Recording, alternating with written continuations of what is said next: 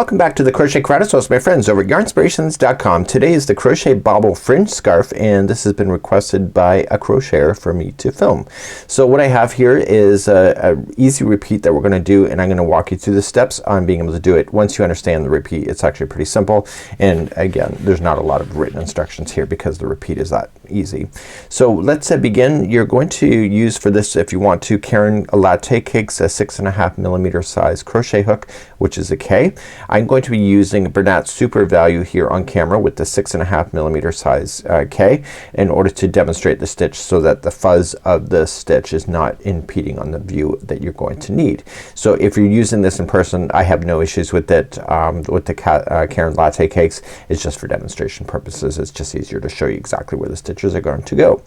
So without further ado, let's get into this pattern. There is no diagram available to you, and let's begin on the first row. So creating a slip knot and putting it onto the hook, I'm recommending you get either a stitch marker or a spare piece of yarn to mark the one side of this because it will matter to you. So let's begin, and you're going to chain a total of 4. So 1, 2, 3, and 4. And what you need to do is that you need to do 2 double crochets in the 4 chain from the hook, so essentially the very last one right here. So let's do 2 double crochet. So 1 and 2. And before you move on, what I want you to do is that I want you to indicate on this side is that I want you just to slip the hook through a stitch section on this side and put a stitch marker through it, and this will represent that it's the wrong side of the project because it matters on how you're moving forward on this. And you'll be always able to know which is the right side and the wrong side if you do that. So once that's in, just turn your work and let's go to row number 2. So now that after it's turned, we see that the wrong side is on the back side of this, so we are looking at the right side, and we're now going to chain 5. But here's the secret. When you chain 5, chain 1, and when you chain the second one, pinch the second one, and then go 3, 4, 5. Right where you pinched is exactly where you need to put the bobble. So in order to do the bobble, you're gonna wrap the hook and just move your thumb out of the way and grab that chain. Okay, that chain stitch. So just yarning over, pulling it through, and then pull through 2. And you want to do that 5 times so that you see 6 loops on this hook.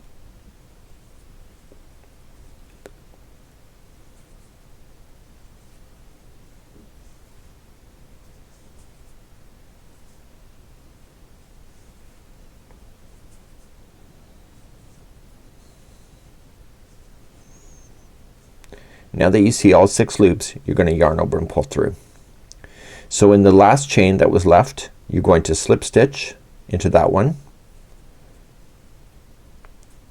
and you're going to slip stitch in the back loop only. So if you're new to crochet, there's 2 strands together they equal stitch, but if you go in the front strand, that's the front loop, and the back strand from the back strand away from you is the back loop. So slip stitch in the back loops of the first 2. So 1 and 2.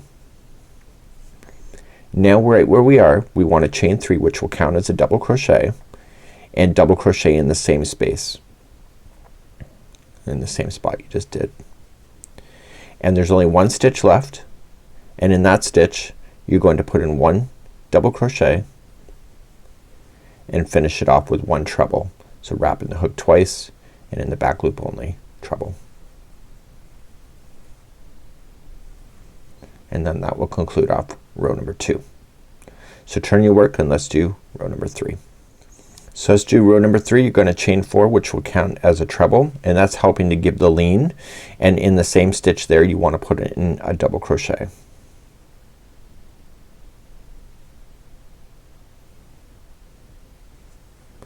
And then finally, this is in the back loop only, if I didn't say that. So in the next one there will be 2 double crochets in each of the next 2 stitches, which will leave 1 stitch left empty, which is the goal. Okay, so there's actually 1 left, and we're gonna leave that in turn, and we're gonna start round number 4, which is part of the repeat because it's gonna be 4 and 5 going for the remaining of the project. So let's start number 4. So you're gonna chain 5. So remember this pinch secret. So 1, 2, pinch, 3, 4, 5, and right where you pinch, move your thumb out of the way and put in a bobble. And how many loops are you looking for on the hook? If you said 6, that's right, and if you didn't, that's okay too. You're learning. So you can see I'm only just looking at how many are on the hook when I do this kind of stuff. Just easier. So my eyes, what my eyes naturally do is that my eyes naturally break things into groups. So I see a group of 3 and a group of 3. Once you have that done, just yarn over, pull through everything, and in the next available chain you want to slip stitch, and then you're going to slip stitch in the next 2. So, and those are in the back loops only. And then this is where we begin our story. So we're gonna chain up 3, 1, 2, 3, and what we're going to do is in the back loop only is that we are going to start in the next stitch, and you go until you see that there's 3 stitches left. And in this case there is 3 stitches left. That's it, because we're at the peak point. So what we have to do in the final 3 stitches is do 2 double crochets in each of the next 2. This is allowing the expansion to happen.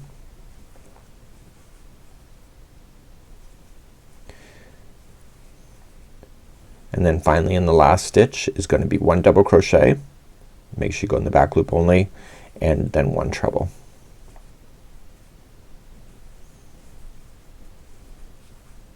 And that concludes row number 4.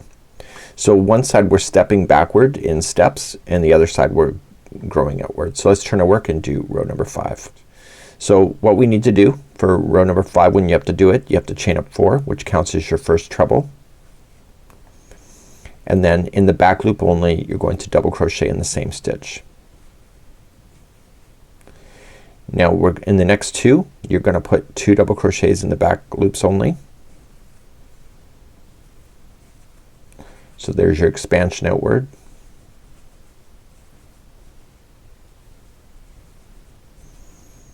And then all you just need to do is that you need just to go in the back loop only 1 double crochet in each, except for you're gonna leave the last stitch empty. So then you get the stepping motion of it not going all the way to the end, which is what you're looking for. Like that. So I'm gonna review row number 4 and 5 with you again. So let's turn our work and do number 4. So remember what to do. You need to chain 5. So 1, 2, pinch, 3, 4, 5. Make a bobble. So move your thumb out of the way.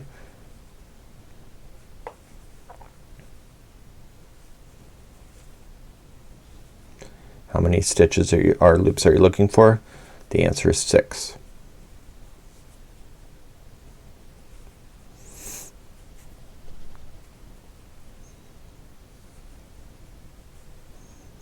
I'm going to show you how to do the final trim if you didn't think I was going to. I am going to do it. So I remember I see 3 and 3. Pull through all of them.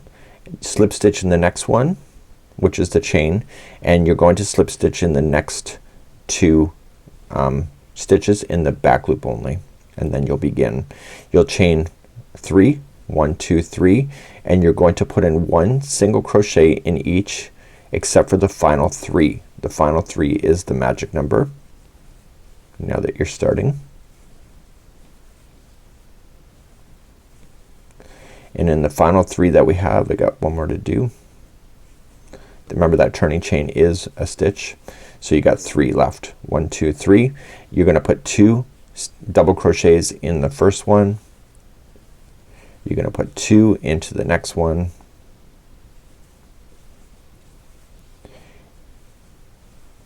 And in the last one you're going to put in a double crochet and a treble to finish. So that was row number 4. So let's turn our work and do row number 5. Row number 5 you're gonna chain 4. So 1, 2, 3, 4. That's a treble, and you're gonna double crochet in the back loop only. And in the next 2 you're gonna put in 2 double crochets each. And do you remember what to do when you get all the way across? Where are you gonna stop? So once you get your 2's in there, then the remaining will just be 1 double crochet each, except for the very final stitch. You're gonna leave that empty, and then you're gonna start again on row number 5. sorry, row number 4. I will get there eventually, in the sense of mentally. So we got 2 stitches left. You're just gonna go in the back loop only, and then just that's where you're gonna stop and then carry on forward. So if you're doing this, then what you need to do is that you need to finish off when you get to the size you wanna do row number 4 as your final. So turn your work and let's do row number 4. So row number 4, if you remember, is chaining 5. So 1, 2, pinch, 3, 4, 5, and move your finger and do a bobble. 1,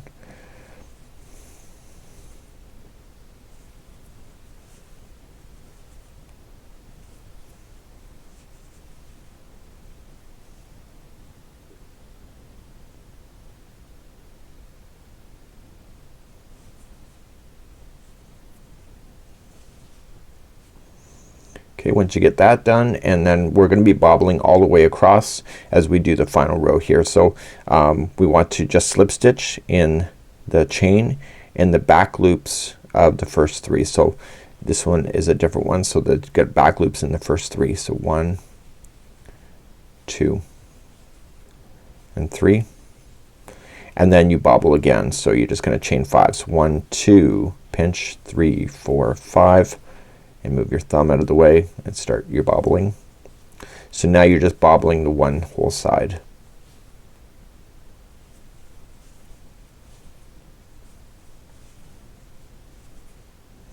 And how many loops are you looking for? 6. So pull through. You're going to do the last chain, and then on the project here, come back into the next 3. So 1, 2, and 3, and then start your bobble again. So chaining a 5, and you're gonna do that all the way across until you're completely done. So you end up having your bobbles on one side and also the very long side that's done, and the interior where your neck will be completely clear.